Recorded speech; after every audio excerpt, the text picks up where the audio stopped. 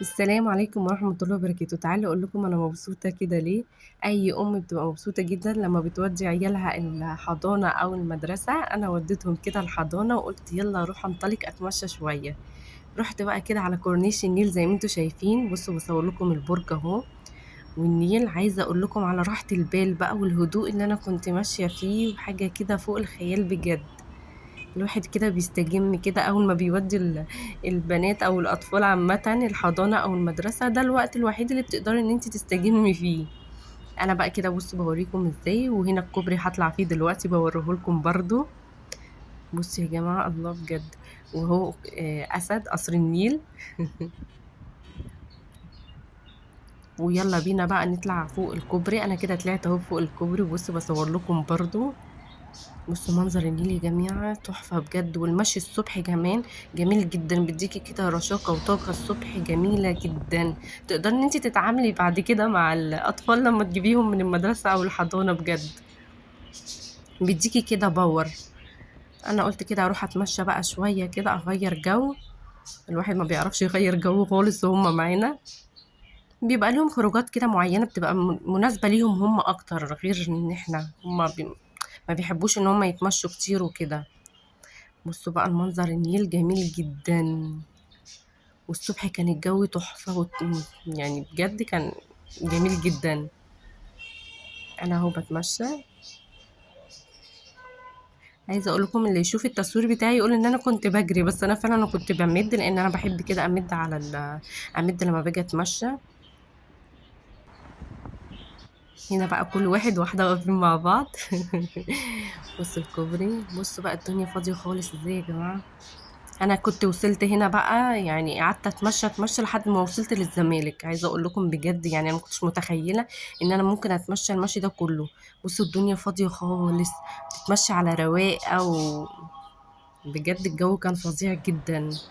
هنا بقى بصوا انا قابلت حجاج واحنا بنتمشى. بصوا لقيت ايه. وطبعا جبت برضو البنات من الحضانه، قلت بقى ما نبقاش لوحدينا. مش عارفة اسمها ايه، الساحرة الشريرة دي ولا الساحرة الايه. عايزة اقول لكم منظرها جميل جدا. الصغيرة دي مقشة. بصوا بقى وهي كبيرة. حبيت برضه اوريها لكم، عجبتني جدا شكلها تحفة. سيجو مسمياها او عشان اتفرجت قبل كده فبتقولي اسمها يا مامي أبلة طبلة، مش عارفة بقى. بصوا بقى واحنا ماشيين لقيت فاكهة غريبة قوي اسمها بابيز اخضر. يعني بصراحة انا اول مرة كنت اشوفها، حجاج عارفها وكده فقلت له لا انا عايزة اجيبها وادوقها. قال لي مش هتعجبك قوي. قلت له لا بص انا بحب ايه اجرب الحاجة الجديدة. يعني اول مرة بصراحة اشوف الفاكهة دي، مش عارفة في حد عارفها ولا لا ولا انا الوحيدة اللي مش عارفاها. انا كده طلعتها اهو من الكيس، هغسلها بقى لانها بتتغسل. كده غسلتها كويس. وجبت السكينة. انا كنت بسأله بتتقطع ازاي عشان انا معرفش، هو يعرف عني. قال لي بتقطعي من هنا وبرضو بتقطعي من الناحية التانية، بس قلت له ايه احنا نقطع نصها نجرب ايه طعمها الاول. انا ابتديت بقى كده اقطعها. لو حد عارفها يا جماعة يقولي في الكومنتات حد عارفها الفاكهة دي ولا انا بس اللي مش عارفاها ولا ايه الدنيا.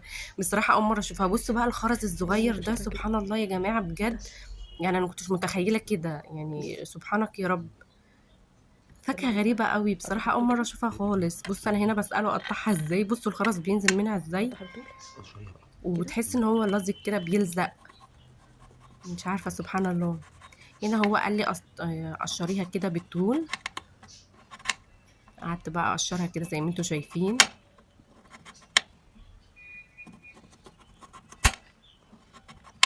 انا بقى متحنتفه قوي بقشرها بضمير جدا، عمال بيقول لي خلاصي اي حاجه وخلاص. قلت له لا ازاي.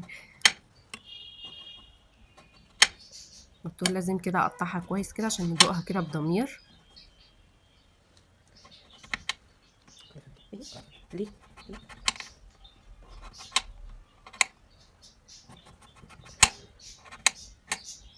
اهي كده قربت اهو خلاص هقطعها.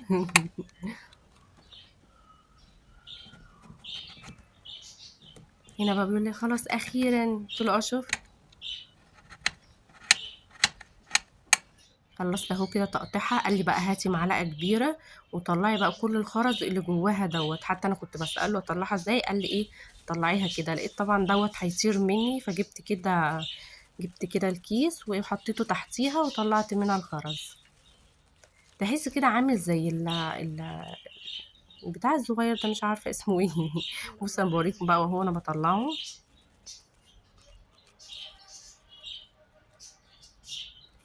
هو عمال بيقول لي خلاص خلاص، وانا اقول له لا استنى لسه فيه، هو يقول لي لا خلاص. انا بحب الحاجه بضمير شويه، الحاجه اللي انا لسه مش عارفاها، فبحب ايه ان انا ايه اتعامل فيها بالراحه كمان. انا طلعت اهو كده كل اللي جواها. تعالوا بقى نشوف هنقطعها ازاي. انا برضو هنا بساله، كنت سالته اقطعها ازاي، قال لي قطعيها كده. قولوا لي يا جماعه لو حد يعرف الفاكهه دي بيقطعها ازاي، ولا ايه الدنيا، ولا هي كده ايه. اسمها بابيز اخضر، يعني بصراحه اول مره اشوفها، يعني عمري ما شفتها خالص. بص انا بقطعها كده. احنا الاتنين بس اللي هندوقها، فايه قطعنا شريحتين بس، قلت له ايه كفايه الباقي، عشان خاطر لسه مش عارفه انا طعمها خالص طعمها ايه، وهو عارف بصراحه. هو كان عمال بيضحك عشان خاطر ايه عارف ان انا هتصدم في الاخر.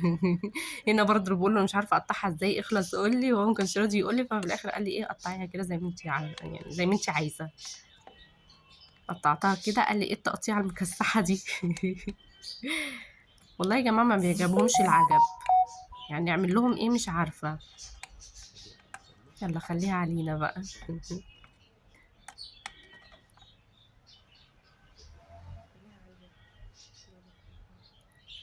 كده بقى انا هحطها في الطبق. البتاع برضو قال لي مش مشكلة. هنا برضو انا جيت ارصها على مزاجي، قال لي لا. بصوا، جيت احط كده قال لي لا مش حلو غيري. جيت اعمل كده قال لي لا برضو مش حلو غيري. ففي الاخر بقى خالص قال لي اعمليها كده زي بتاعت الشمس. بصوا هو قال لي ازاي.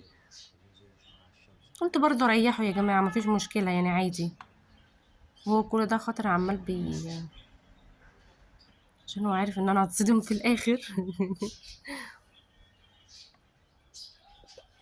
انا كده هو رصيتها في الطبق زي ما انتوا شايفين. لو وصلتوا معايا هنا لحد الفيديو ما تنسوش بقى تعملوا لايك واشتراك في القناة عشان يوصلكم كل جديد بإذن الله. ونورتوني، وما تنسوش بقى تصلوا على النبي.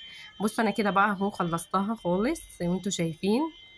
بصوا منظرها سبحان الله غريب جدا. حتى الفاكهة دي مش منتشرة على فكرة يا جماعة، يعني مش اي حد يعرفها عندنا هنا في مصر. إيه انا بقى يلا بقول له تعالى كده ندوق، قال لي لا خلاص يلا اقفلي الفيديو. قلت له لا ندوق الاول، قال لي خلاص تعالي دوق.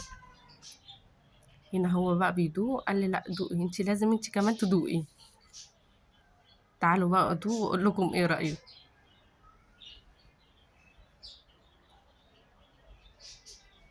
انا بقى كده جيت اهو ادوق. عايزه اقول لكم هي مش مسكره خالص نهائي، وناشفه جدا. إيه مش عارفه ما استظرفتهاش، يعني حسيت ان هي كمان ملهاش طعم، غريبه جدا. بس عرفت معلومة كده مش عارفة بصراحة هي صح ولا غلط، انها بتنزل الضغط وبتنزل السكر. يعني اي حد عنده ضغط وعنده سكر يقدر ياكل منها. متنسوش بقى تقولوا لي ايه رأيكم.